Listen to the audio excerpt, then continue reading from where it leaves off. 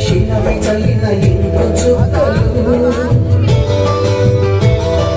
first బెంచిలోన భూమిపై వేసిన paper ఫ్లైటులు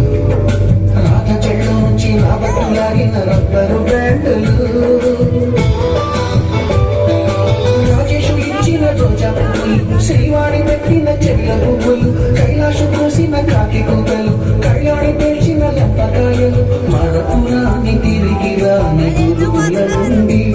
మీ మనసు నచ్చుకుని ఉంటే మన్నించండి